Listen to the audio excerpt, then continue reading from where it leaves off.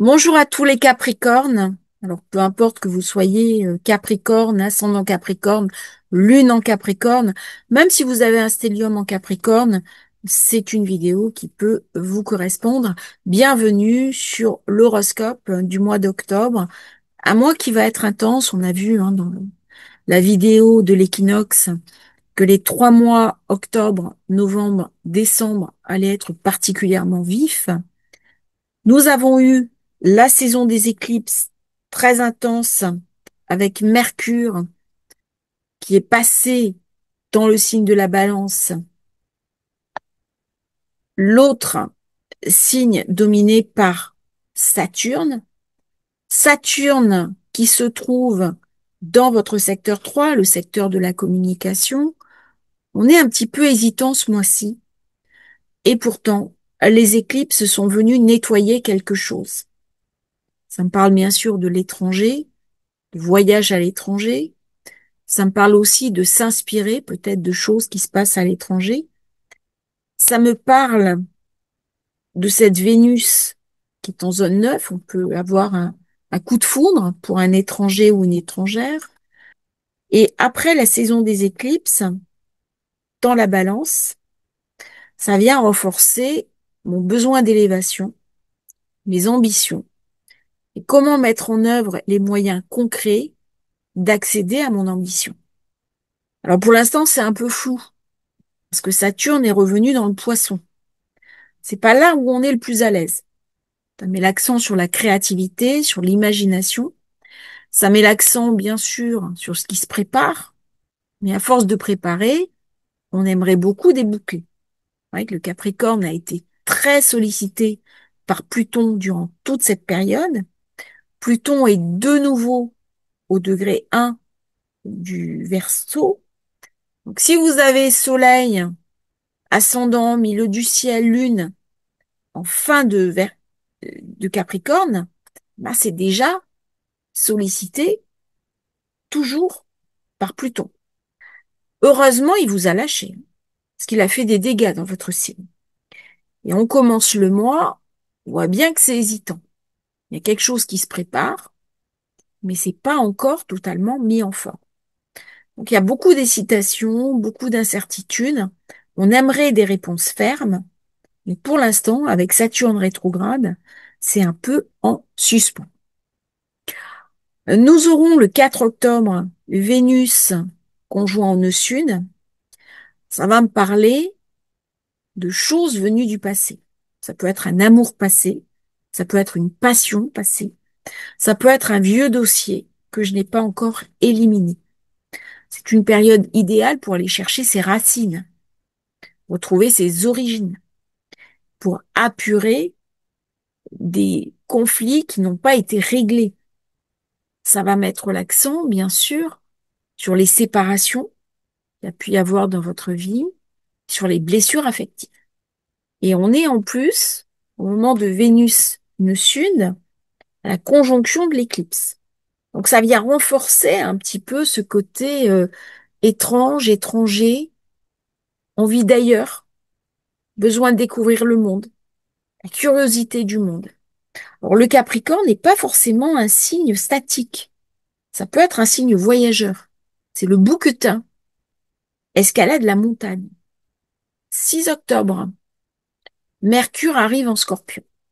Le Scorpion va être très représenté durant tout le mois d'octobre. Ça va mettre l'accent sur vos projets, vos projections, vos amis, vos rencontres.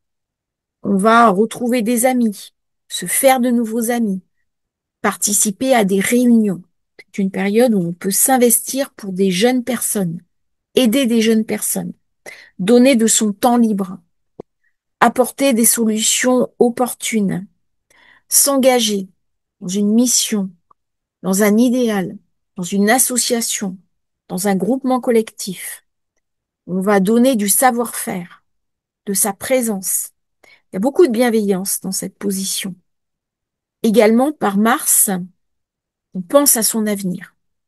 On a les ambitions avec le Soleil Balance. Nous avons du soutien des personnes qui nous aident Et notre esprit, notre intellect va être focus sur nos projets. Par contre, attention, Pluton reçoit un aspect négatif de Mercure. Au moment de la nouvelle lune, il recevra également un aspect négatif du Soleil. Donc j'ai besoin de faire quelque chose, mais je n'ai pas totalement les moyens pour y arriver. Comment je vais pouvoir me les donner? Donc ça crée une distorsion, ça crée une frustration, et ça crée quelque chose qui est assez tendu chez le Capricorne, qui a besoin d'être responsable, qui a besoin d'être engagé. Saturne est toujours en secteur 3. On parle d'une communication responsable, une communication de crise. Alors on va être dans une période un petit peu tendue. Comment est-ce que le Capricorne va pouvoir prendre du recul par rapport aux événements? Comment est-ce qu'il va pouvoir garder la tête froide? Eh bien, c'est tous ces enjeux de ce mois d'octobre où il est invité à nettoyer, apurer par Vénus Vierge les dernières scories, à écouter ses besoins. Nous aurons le 7 octobre la pleine lune d'octobre. Alors, le mois d'octobre est souvent un mois intense au niveau des événements politiques, au niveau des événements mondiaux. Comment je vais pouvoir, durant cette période, stabiliser ma vie? Cette pleine lune se déroule dans votre secteur 4. Ça met l'accent, bien sûr, sur la famille, le foyer, des tensions éventuellement au foyer, des points de vue différents, et on peut avoir l'impression qu'on manque de soutien. Comment je peux, durant cette période, dire aux gens qui me sont proches à quel point ils comptent pour moi? C'est une période qui va mettre l'accent sur la force du couple, force de la relation. Et c'est cette force de la relation qui va permettre de soutenir mes ambitions. Par contre, peut-être que je passe trop de temps sur mon travail. Ou peut-être que je n'en passe pas assez parce que je me sacrifie pour l'autre. Donc, on est invité à dépasser le temps que l'on donne à l'autre pour se recentrer sur soi et ses propres objectifs. Ça va être une période assez intense. Si on regarde bien, j'ai un quinconce, Saturne, Mercure. Comment, par mon intelligence, ma réflexion, ma compréhension, je peux mettre en place une nouvelle structure. Je peux bâtir quelque chose. Au mois d'octobre, on a besoin de construire, on a besoin de bâtir, on a besoin de rénover. Avec cette pleine lune, on peut rénover un bien, faire des peintures, de la maçonnerie. On rebâtit quelque chose.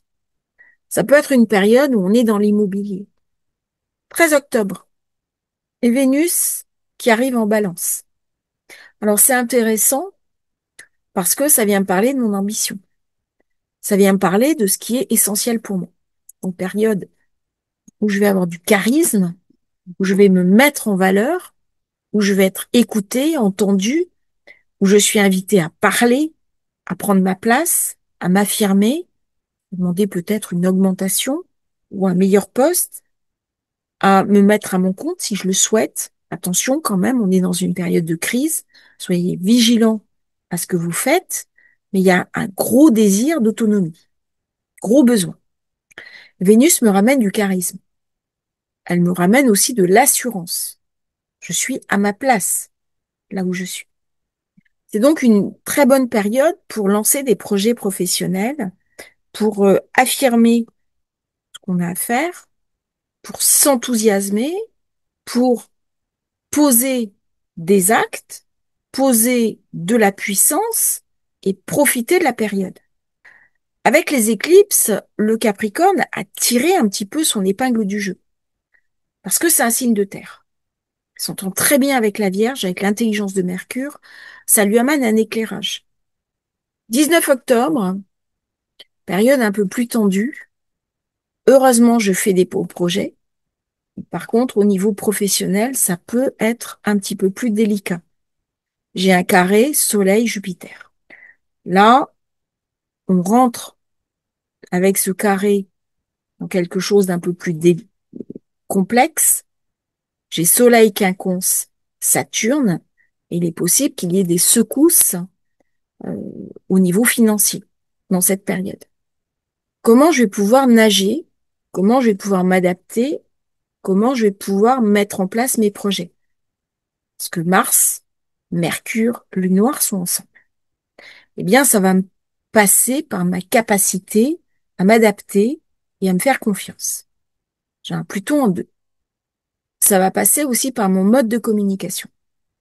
Mais dans cette période, je suis invitée à protéger mon financier, à protéger mes ressources et ne pas tout investir dans mon travail, que ce soit mon temps, que ce soit mon énergie, que ce soit mon financier. On voit bien les tensions qui arrivent. Ça, c'est au niveau collectif. Carte suivante, nous sommes sur la nouvelle lune d'octobre. Secteur 10. Là, je fais un carré à Jupiter, un carré à Pluton. Donc, il y a beaucoup d'énergie, beaucoup de combativité, beaucoup de dynamisme, mais par contre, on a l'impression que euh, les choses sont un petit peu différées. Alors, heureusement, dans la zone 11, j'ai vraiment un amas qui me permet d'aller au-delà de mes craintes, de mes peurs, de mes limites. Donc, je vais avoir des portes qui vont s'ouvrir et qui vont venir compenser un petit peu ces blocages liés à cette nouvelle lune. On a un grand trigone d'eau. N'oublions pas que l'eau nourrit la terre. Et l'une des pointes du triangle, c'est Saturne, la planète de votre signe. Donc, il va falloir parler, communiquer, vous mettre en avant pour activer ce grand trigone d'eau. C'est une période aussi où les émotions vont être très importantes pour vous. Comment je peux me connecter à mes émotions? Comment je peux ne pas refouler mes émotions, mais au contraire en faire une forme de force? Durant cette période, on est à la nouvelle lune, on est invité à recommencer quelque chose. On a chargé un nouveau projet avec l'éclipse dans la Vierge, et maintenant on est au tout début d'un recommencement. Donc forcément, on voit bien que tout n'est pas évident. C'est ce que j'ai dit dans les vidéos, la période est intense. La période n'est pas facile. Par contre, ce qui va faire la différence, c'est ma capacité à m'adapter à cette période, trouver des réponses opportunes. Si j'attends que les choses s'arrangent d'elles-mêmes, ça sera pas probant. Il faut vraiment que je passe au-delà de mes propres limites. Donc, je m'autorise à charger ce grand trigone d'eau par de la spiritualité, par de la méditation, et peut-être par des techniques pour me dépasser moi-même. Je pense des techniques de développement personnel et des techniques autres pour récupérer de la surface. Neptune arrive en Poisson 22 octobre. Ça vient charger la zone 3. Ça fait un peu un bis repetita de ce que j'ai connu toutes ces années, avec l'impression de m'enliser dans ma communication, dans mes échanges. Alors, très intéressant pour les personnes qui naviguent, Capricorne qui naviguent, parce qu'on peut avoir le démon de la mer qui nous reprend. On a besoin de voyager, de partir, d'explorer le monde. Par contre, ça va me ramener beaucoup de flou, pas mal d'hésitation. C'est très intéressant si je communique sur un mode rêve, si j'ai besoin de mon imagination, créer quelque chose. C'est création, imagination et structure. Alors, on peut avoir envie de partir faire un petit week-end en bord de mer, faire une petite thalasso, ou simplement aller tremper les pieds dans l'eau. Alors, si on ne peut pas partir, on peut prendre quelques coquillages et puis les déguster. Ça permet aussi de se charger en iode. Le Capricorne peut avoir des problèmes d'iode, de vitamine D. Donc, prenez des compléments alimentaires durant cette période. On a toujours Uranus dans le Gémeaux qui affaiblit un petit peu la structure. Donc, n'hésitez pas à vous soigner. Prenez soin de vous. Le 23 octobre, nous aurons le Soleil qui va rentrer dans le Scorpion. Alors là, j'ai un gros amas avec Mars, Lune, Lune noire, Mercure, Soleil. Ça met l'accent sur mes projets, sur mes groupes d'amis. Donc, on va beaucoup voir des amis, sortir, recevoir des amis, échanger. Mais c'est aussi une très bonne période pour réseauter. Comment je peux me faire connaître sur les réseaux? Comment je peux être mis en valeur sur les réseaux? C'est une période pour me pousser en avant, pour prendre ma place sur le devant de la scène. C'est une période aussi où je peux m'impliquer dans un projet humanitaire, un projet au service du collectif, pour donner de mon temps, pour donner de ma présence. Je peux par exemple apprendre aux autres à travailler si je suis à la retraite. Comment je vais m'occuper? C'est une grande question qui s'est posée précédemment de l'occupation des seniors. En période post-Covid, c'est un peu différent. On a l'impression qu'il y a quelque chose qui s'est refermé. Et durant cette période, c'est de ma capacité à m'ouvrir à mon propre avenir. C'est quoi mon avenir? Il y a des choses à nettoyer, il y a des choses à déblayer avec la lune noire. Il y a du très positif, Mercure, la lune, le soleil, ça ramène de la clientèle. J'ai quand même deux aspects un peu durs. Mars, l'action, qui peut me ramener aussi de la colère, un sentiment d'inassouvi, et puis la lune noire, qui m'empêche de parler, qui m'empêche de concrétiser. Donc là, il y a du tri à faire. Qu'est-ce qui m'empêche de réussir? Qu'est-ce qui m'empêche de lancer mes projets? Qu'est-ce qui m'empêche d'aller vers l'avenir? Ça va être une période de tri. Par contre, dans cette période, on peut avoir des peurs, des craintes, des angoisses et de l'anxiété. Ce qu'on n'a pas normalement. Le Capricorne est assez dans la confiance en soi, mais là, il va être très en prise avec ses émotions. J'ai un grand trigone d'eau qui est chargé par Saturne. Et trop d'eau peut effriter la terre. C'est-à-dire, je peux avoir l'impression que mes constructions, mon bâti, n'est pas solide, comme si cette eau venait se déverser et éroder ce que j'ai construit, ce que j'ai bâti. Alors, ça peut amener, bien sûr, des petits soucis autour de l'eau, un dégât des eaux, un robinet qui fuit, besoin d'un plombier, des toilettes en panne. C'est pas très grave, mais ça amène une forme de désillusion. Là, ça va être important durant cette période de rester accroché à son idéal. Vraiment quelque chose de d'idéaliste à toucher du doigt. Et la dernière carte, le 29 octobre, c'est quand Mercure va quitter le Scorpion pour entrer dans le Sagittaire, qui est la zone d'ombre, c'est-à-dire la zone de la 12, mes fantômes, ce qui me fait souffrir, ce qui me bloque, ce qui m'empêche d'avancer. Durant cette période, on va être invité à faire un nettoyage de ses émotions, un nettoyage au niveau de ses blocages, éventuellement un nettoyage énergétique. On est invité à poser des actes concrets qui vont permettre d'avancer. Comment je peux réaliser des choses positives en tant que Capricorne? Eh bien, il y a une espèce de miroir entre ce que je suis, mes réalisations. Ces derniers temps ont été très durs pour le Capricorne. Je pense que lorsque Saturne va passer définitivement en Bélier, ça sera une période beaucoup plus opportune pour vous. Parce que dans le Poisson, on peut avoir l'impression que ce qu'on construit, ce que l'on bâtit, c'est sur du sable. Et donc, ça a un côté déstabilisant. Ça a un côté qui fatigue, ça a un côté qui érode, ça a un côté qui sensibilise. Heureusement, vous avez Jupiter dans le Cancer. Donc vous pouvez avoir quelqu'un qui vous aide, qui vous soutient, quelqu'un de votre famille. Et il peut y avoir une très bonne entente d'ailleurs avec le conjoint. On peut se mettre en couple, on peut décider de fonder une famille. Même si Vénus fait un carré à Jupiter, c'est pas grave. Ce sont deux planètes positives, donc autant les utiliser à bon escient. Le carré, c'est plutôt des dépenses qui vont peut-être dépasser un peu mes possibilités.